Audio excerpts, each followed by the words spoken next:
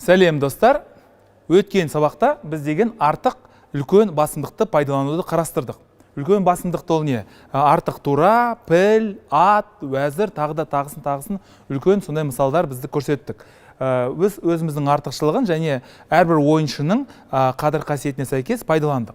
Бүгінгі біздің тақырыбымыз ол квадрат ережесі, немесе сарбаздың шаршысы. Әрбір сарбаздың өзінің шаршысы бар.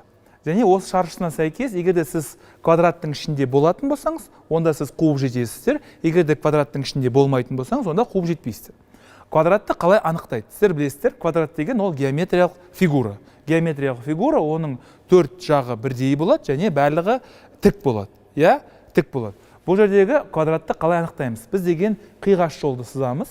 Демлеп тұрып қиғаш жолды сызамыз. Содан кейін мына квадраттың бірінші нүктесі және екінші нүктесі мына жерде болады. Содан кейін осы екі нүктені біз деген қалған нүктелермен байланыстыру керекпіз. Мына жердегі және мына жердегі. Неге шахмат күрделі ойын? Неге ол қиын ойындардың қатарына кіреді? Неге бұны көптеген адамдар игере алмайды? Себебі көздеріңізге жоқ зияткерлік нысандарды елестету керексіздер. Өйткені мына жерде сарбаз жоқ, мына жерде сарбаз жоқ, және мына жерде сарбаз жоқ. Көрдіңіздер ме? Б4-те, Б8-де, F8-де сарбаздар жоқ. Бірақ сіз оны көзіңізге елестету керексіз. Сонда ғана сіздер деген мына сарбаздың квадратын есептей аласыздар. Мысалы, қараңыздар, егер де бұл жерде жүріс қаралардікі болса, олар мына F4-тегі сарбазды қуып жетеді. Ал егер де олар деген бұл жүріс деген ақтардікі болса, өкінішке орай, олар қуып жетпейді. Мысалы, қараңыздар, жүріс қаралардікі патша Б4-ке барады, F5, көрдіңіздер ме? Квадрат деген кішірейе бастады. Квадрат деген бірінші нүктесі, екінші нүктесі, ол деген C8 болады. C8, C5, C5, F8. Ол қайтадан квадраттың ішіне кіреді. C5-ке кіреді. Патша сарбаз деген F6-ға барады.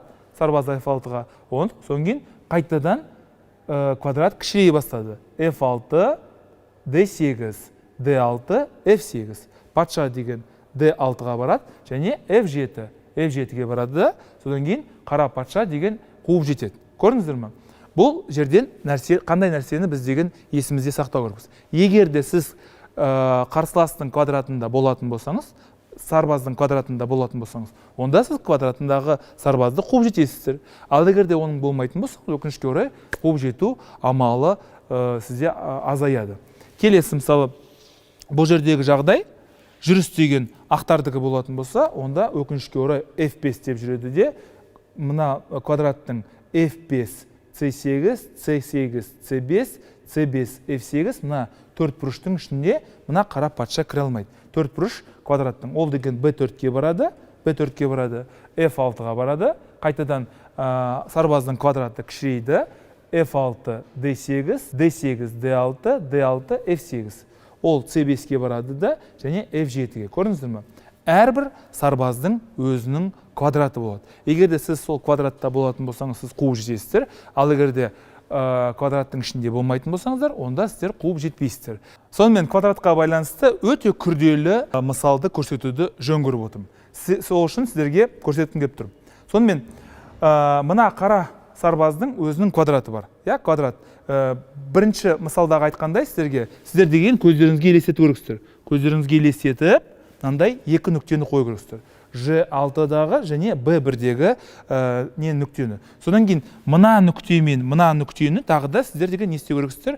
Бір-бірімен байланыстыру керексіздер. Мына нүктені былай қоясыздар, және мына нүктені былай қоясыздар. Бірақ бір өкініштісі, сіз бұны өзіңіздің басыңызда елестету керексіздер. Өйткені олар жоқ. Себебі тек қана мына сарбаз ғана бар. Бірақ сіздерге түсінікті болу үшін квадраттың қандай бар екен сіздер деген көру керексіздер. Міне квадрат деген осындай болады. Былай қарасаңыздар, ақ патша деген мына сарбазды қуып жете алмайтындай сияқты болады. Бірақ шахматта өздерінің парадокстары болады. Сол бір парадокстармен сіздерге таныстыруды жөн көріп отырмын. Мысалы, патша Е7-ге барады. Ұмытпаңыздар, ойынның соңында сіздің патшаңыз өте белсенді болу керек. Егер де ол белсенді болатын болса, ол сіздерді талай тығырықтан шығарады. Қарсыластың сарбазы Ж5-ке барады, әрине, ол сізден қашады. Өйткені ол қаламайды сіздің оған жақындау. Көрдіңіздер ме? Бұл жерде мысалы квадрат деген азаяды. Мына жерге қоясыздар, және мына жерге қоясыздар. Қараңыздар. Төрт бұрыш азайды, кішірейді. Былай қарасаңыз, мына патша бұл квадраттың ішіне кіре алмайды. Сіз патшаңызды D6-ға барасыздар. Патшаңызды D6-ға барасыз. Сіздің басты мақсатыңыз не? Мына төрт бұрыштың ішіне, мына квадраттың ішіне кіріп, мына сарбазды қуып жету болу керек. Бірақ бұл сарбаз сізден қашады. Ол деген G4-ке барады. Көрдіңіздер ме? Мына сарбаздарды сіздерге түсінікті болсын деп қойып отырмын. Жалпы бұл сарбаздар деген жоқ. D4-тегі де, D1-дегі де, G1-дегі. Бірақ бізге қиын, абстрактылы нәрселерді көзімізге елестету. Енді біз бұны түсініп отырмыз. Дәл қазір мына сарбазды қуып жетуге ешқандай шамамыз жоқ. Сол себепті біз өзіміздің орталықтағы өтетін сарбазымызды пайдалануға тырысамыз. E7 деп жүреміз. E7 деп жүреміз. Қарсылас деген мына сарбазды бақылауға алу үшін, оның квадратындағы өзін пілін B5-ке қояды. Көрдіңіздер ме? Біз енді не істейміз? Мына пілге шабуыл жасаймыз. Пілге шабуыл жасаймыз. Біріншіден мына пілге шабуыл жасаймыз. Егер де мына пілді көзін жоятын болсақ, онда мына өтетін сарбазымыз бізге уәзірге, тураға, пілге, атқа өзгере алады. Бұл пілді бізден қашат. Соның біздің аламызда патшамызды D4-ке қоямыз. Былай қарасақ, жаңа ғана біздің жағдайымыз қиын болған еді. Мына сарбазды қалай қуып жетем деп біз деген қапа болатынбыз. Дәл қазір біз деген одан қорықпаймыз. Сол былай жүреді. Мысалы тағы да бір рет көрсете. Былай мынаны алып тастасам болады. Сіздерге енді үйренген шығарсыздар деген ойдамын. G3-ке барады. G2, F2. Көрдіңіздер ме? Дәл қазір біз деген салымыз суға кетіп, біз деген мына сарбазды ұстай алмаймыз деген кезде, бірақ айланы пайдаланып, белгілі бір патшаның белсенділігін, өтетін сарбаздың артықшылығын пайдаланып, біз деген қуып жете алмайтын нәрсені қуып жеттік. Ол әрине бізді C6-ға жүреді, өзінің сарбазынан айырылысы келмейді, бірақ біз бұның көңілін басқа жаққа аударамыз. Мына сарбазды алдыға жылжытамыз да, уәзірге айналдырамыз, ол оны жейді, және біз деген мына сарбазды жек кетеміз. Көрдіңіздер ме? Шахматтағы парадокстар. Бұл деген сіздердің квадрат ережесін жақсы, мұқият зерттеуіңізге кеңес беремін, өйткені бұл жиі пайдаланылады және жиі қолданылатын ережелердің қатарына кіреді. Міндетті түрде әрбір сарбаздың үй тапсырмасы ретінде сіздерге айтарым, әрбір сарбаздың A2, B2, C2, D2, E2, F2, G2, H2, A, B, C, D, E, F, G, H әрбіреуінің квадратын өздеріңіз есептеп шығарыңыздар да, осыны үйде қарасаңыздар деген сіздерге өтініш бар. Сабағымыз аяқталды. Сау, сәлемет болыңыздар.